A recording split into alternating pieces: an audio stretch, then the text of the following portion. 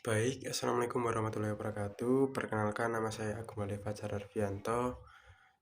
Di sini saya akan menjelaskan materi tentang perubahan sosial pada tema 1, yaitu manusia dan perubahan. Amati gambar berikut ini. Gambar berikut ini merupakan proses atau suatu contoh dari perubahan sosial budaya, di mana perubahan sosial budaya ini merupakan atau berpengaruh dalam kegiatan dalam masyarakat, baik itu dari segi ekonomi, dari segi pendidikan, maupun dari segi bermasyarakat. Dari gambar berikut ini dapat disimpulkan bahwasanya petani di sisi sebelah kiri merupakan petani yang tradisional dengan menggunakan alat seadanya atau hewan ternak untuk membajak sawahnya, sedangkan untuk petani yang sisi kanan merupakan petani modern yang melakukan pembajakan sawah dengan menggunakan traktor. Pastinya perubahan sosial budaya ini juga memiliki beberapa faktor pengaruhnya, atau dalam perubahan sosial budaya ini dapat dikatakan ada beberapa faktor yang mempengaruhi beliau ini. Antara lain yaitu dapat kita lihat di slide-slide berikutnya. Tujuan dari pembelajaran ini yaitu yang pertama untuk mengetahui apa itu perubahan sosial, yang kedua yaitu untuk mengetahui apa bentuk dan juga contoh perubahan sosial, dan yang ketiga yaitu untuk mengetahui apa penyebab terjadinya perubahan sosial, serta yang terakhir yaitu untuk mengetahui dampak perubahan sosial budaya yang ada di dalam masyarakat. Baik, di sini kita masuk ke pengertian perubahan sosial. Apa sih perubahan sosial itu?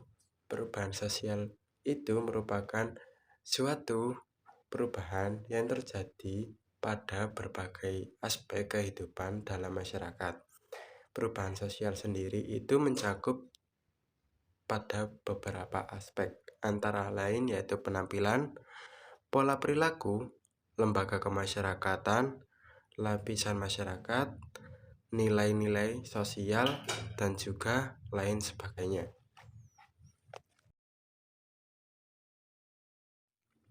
Untuk mengetahui lebih dalam tentang perubahan sosial budaya yang ada di dalam masyarakat, pastinya kita harus mengetahui bentuk dan juga contoh perubahan sosial.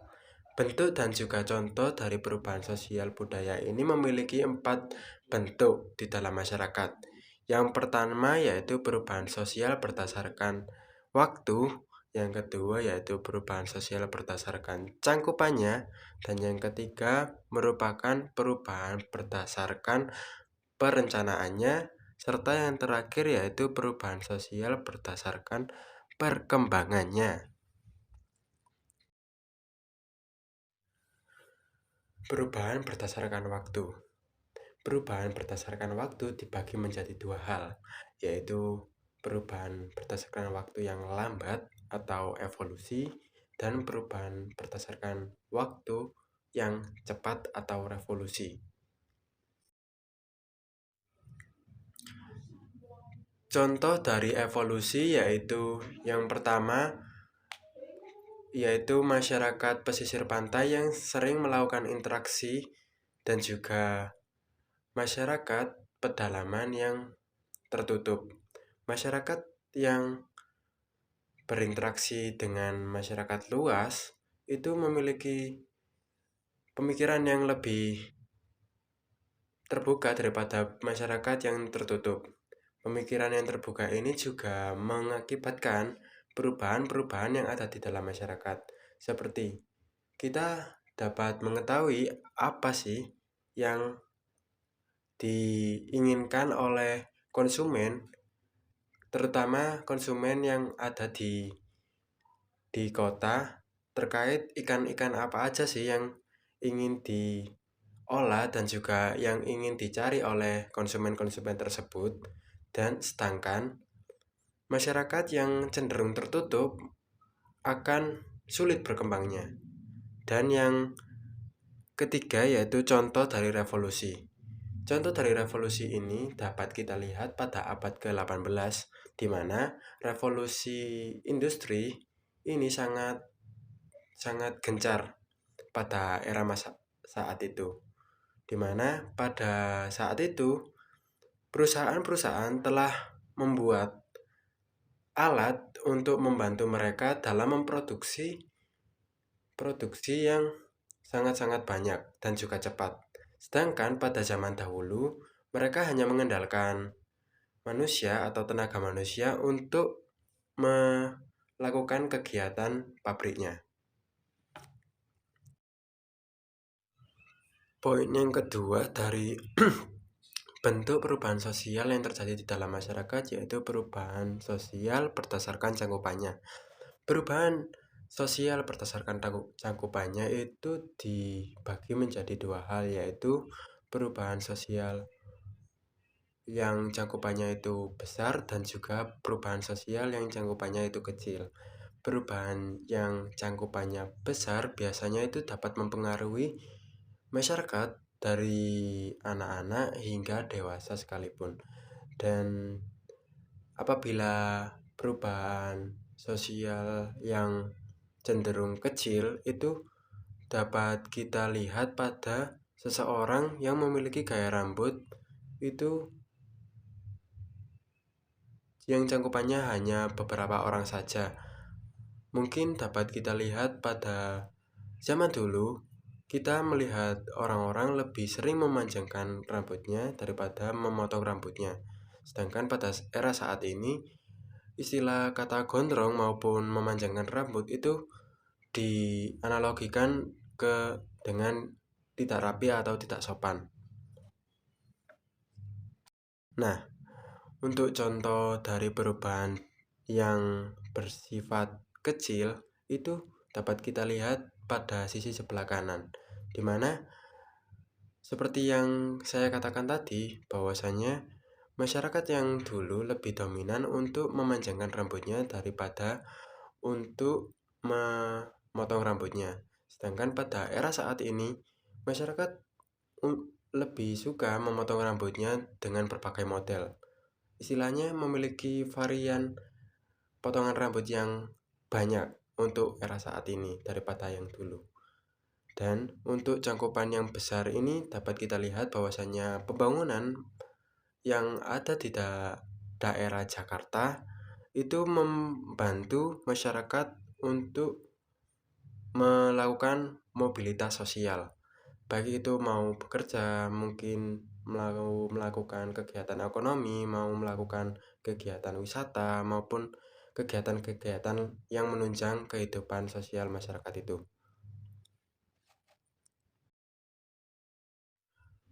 Bentuk perubahan sosial yang ketiga yaitu perubahan berdasarkan perencanaannya. Perubahan berdasarkan perencanaannya dibagi menjadi dua hal, yaitu perubahan yang direncanakan dan juga perubahan yang tidak direncanakan. Perubahan yang tidak direncanakan biasanya terjadi karena adanya kegiatan dari perubahan sosial yang direncanakan. Misalnya, perubahan yang tidak direncanakan itu bencana alam, sedangkan perubahan yang direncanakan itu merupakan kegiatan menebang pohon untuk membuka jalan agar jalan tersebut dapat digunakan sebagai akses jalan tol, di mana perubahan yang dilakukan oleh masyarakat tersebut itu dapat mengakibatkan bencana alam. Seperti yang kita ketahui bahwasanya penebangan pohon secara ilegal dapat merubah tatanan alam itu sendiri, sehingga resapan air yang biasanya ditampung oleh akar-akar pohon biasanya langsung menjadikan itu menjadi bencana, atau baik itu bisa menjadi banjir maupun tanah longsor. Untuk contohnya yang kedua yaitu contoh perubahan sosial yang direncanakan yaitu penggalangan dana untuk masyarakat yang terkena musibah seperti banjir, gunung Merapi, ataupun bencana-bencana lain. Itu dilakukan secara bersama oleh masyarakat kita untuk mencapai tujuan yang mulia. baik itu untuk membantu sesama, membantu anak-anak, maupun membantu seseorang yang terkena musibah. Sedangkan contoh perubahan sosial yang tidak direncanakan biasanya itu dilakukan atau tidak bisa dikendalikan oleh tangan manusia, seperti bencana alam tadi. Bencana alam yang terjadi di dalam masyarakat biasanya itu dapat mengubah tatanan sosial masyarakat yang ada di daerah yang terdampak bencana tersebut. Poin yang terakhir dari bentuk perubahan sosial yaitu bentuk perubahan berdasarkan arah perkembangannya. Bentuk perubahan sosial pada arah perkembangannya ini dimaksudkan perubahan tersebut itu dapat memberikan dampak negatif atau dampak positif. Dampak positif dari perubahan sosial ini secara garis besar, perubahan sosial juga dapat memberikan pemikiran yang terbuka terhadap masyarakat, sehingga masyarakat memiliki kewenangan untuk memilah apa yang baik dan juga apa yang buruk dari era-era yang serba cepat ini. Sedangkan kemunduran dari perubahan sosial yang terjadi, masyarakat itu cenderung lebih individualisme dan lebih tidak membutuhkan seseorang. Padahal manusia sendiri kodratnya itu masyarakat sosial yang dimana manusia itu tidak bisa berdiri sendiri. Penyebab terjadinya perubahan sosial. Penyebab terjadinya perubahan sosial itu menjadi dua hal, yaitu faktor internal dan juga faktor eksternal. Faktor internalnya yaitu perkembangan jumlah penduduk, yang kedua yaitu munculnya penemuan baru, dan yang ketiga yaitu terjadinya konflik dalam masyarakat. Untuk poin yang pertama yaitu perkembangan jumlah penduduk. Perkembangan jumlah penduduk di dalam masyarakat itu sangat mempengaruhi perubahan sosial. Jika masyarakat yang penduduknya itu banyak atau kecil, itu dapat merubah perubahan sosial yang ada dalam masyarakat tersebut. Jika kepadatan penduduk itu sangat banyak atau sangat sesak, maka kebutuhan akan lapangan pekerjaan itu akan meningkat atau dapat dikatakan akan sangat ketat. Tetapi jika pada masyarakat tersebut tergolong sepi, maka kebutuhan akan tenaga kerja itu sangat dibutuhkan untuk membutuhkan produksi atau untuk membuat produksi pada wilayah tersebut. Untuk poin yang kedua yaitu munculnya penemuan baru. Seperti yang kita ketahui bahwa teknologi pada saat ini itu perkembangannya sangat pesat, di mana dulunya kita menggunakan SMS yang biayanya itu cukup mahal hanya untuk mengirimkan pesan kepada orang yang kita ingin kirim pesannya. Tetapi pada saat ini terdapat aplikasi bernama WhatsApp, Telegram, dan media-media sosial yang lain yang memudahkan kita untuk melakukan interaksi sosial tanpa harus tatap muka. Dan yang ketiga yaitu terjadinya konflik dalam masyarakat. Terjadinya konflik di dalam masyarakat ini terjadi karena adanya kesepakatan yang tidak diimbangi oleh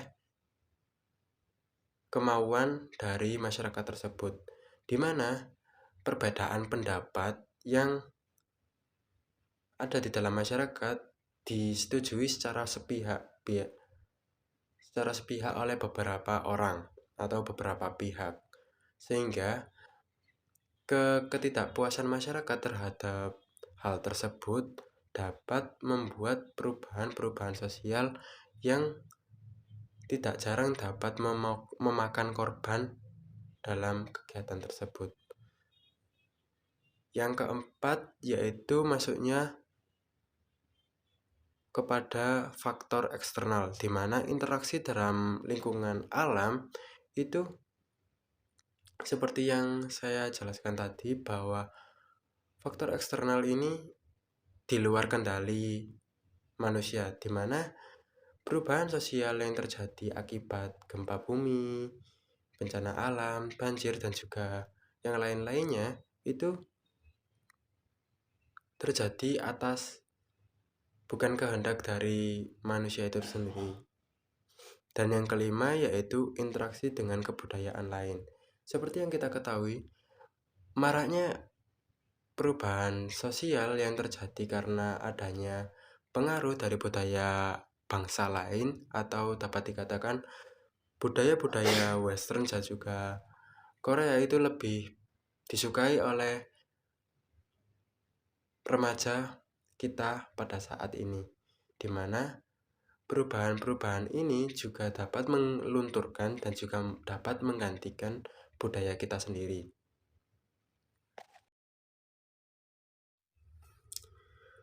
Dampak perubahan sosial budaya. Dampak perubahan sosial ini dibagi menjadi dua hal, yaitu dampak positif dan juga dampak negatif. Dampak positif dari perubahan sosial yang terjadi dalam masyarakat yaitu pola pikir yang terbuka dan semakin maju. Pola pikir masyarakat yang semakin maju dapat dikategorikan menjadi dampak positif dikarenakan masyarakat yang melakukan interaksi sosial antara satu dengan yang lainnya dapat melakukan sharing-sharing antara satu dengan yang lainnya terkait kelebihan dan juga kekurangan dari masyarakat tersebut. Dan yang kedua yaitu terbukanya mobilitas sosial. Terbukanya mobilitas sosial di sini merupakan kegiatan di mana masyarakat dapat mengubah status sosialnya yang dulunya mungkin kurang mampu, sekarang dapat melakukan mobilitas sosial menjadi orang yang dapat dikatakan sebagai orang yang mampu. Kebebasan atau keluasan pada era saat ini itu dapat menjamin masyarakat maupun seseorang dalam melakukan kegiatan sosial, di mana jika ia ingin melakukan mobilitas sosial, ia harus melakukan dengan sungguh-sungguh. Dan yang ketiga yaitu meningkatkan pengakuan terhadap HAM. Seperti yang kita ketahui, media sosial atau globalisasi ini merupakan wadah di mana seseorang dapat share atau memberikan opini mereka terhadap suatu kasus yang tidak jarang dapat kita lihat secara langsung tanpa harus pergi ke daerah kejadian tersebut, di mana kejadian HAM ini dapat kita lihat pada era saat ini yaitu pada konflik perang Israel dan juga Palestina, di mana Israel seakan-akan memberikan statement di mana wilayah yang diduduki oleh Palestina itu merupakan wilayah daerahnya, dan akhirnya pecahlah peperangan dari Israel Palestina tersebut. Kepedulian atas kita pada era saat ini itu dapat kita lihat pada era globalisasi di mana informasi terkait peperangan tersebut itu dapat kita lihat hanya dalam hitungan detik saja, sehingga masyarakat kita dapat melakukan respon terhadap konflik-konflik yang ada di dalam masyarakat tersebut. Dampak negatif dari terjadinya perubahan sosial ini yaitu yang pertama terjadinya kesenjangan sosial, di mana kesenjangan sosial ini terjadi karena adanya mobilitas sosial yang sangat-sangat bebas. Pada praktek lapangannya, perubahan sosial yang terjadi yang mengakibatkan terjadinya kesenjangan sosial ini, itu orang yang cenderung kaya akan melipat gandakan kekayaannya dan tidak memberikan waktu kepada orang-orang yang berada di bawahnya untuk lepas dari genggamannya. Maksudnya di sini orang yang lebih kaya mungkin akan lebih memberikan pressure kepada orang yang lebih miskin. Dan poin yang kedua yaitu munculnya perilaku negatif dalam masyarakat. Munculnya perilaku yang negatif dalam masyarakat ini dapat kita lihat pada moral dan juga nilai-nilai ataupun sikap yang ada pada anak zaman sekarang yang memiliki moralitas yang kurang baik kepada orang tuanya. Moralitas yang kurang baik pada orang tuanya ini dapat kita lihat pada penggunaan bahasa kepada orang tua maupun guru maupun orang-orang yang berada di atasnya. Selain itu, perilaku negatif dalam bermasyarakat ini dapat kita lihat juga pada orang yang ingin memiliki barang-barang yang mewah tetapi penghasilan yang dimilikinya itu cenderung kurang, di mana kecenderungan yang kurang ini melakukan kegiatan hedonisme ini dapat merusak dari sikap orang tersebut. Itu saja materi dari perubahan sosial budaya ini. Ada kurang lebihnya mohon maaf. Wabillahi taufiq wal hidayah. Wassalamualaikum warahmatullahi wabarakatuh.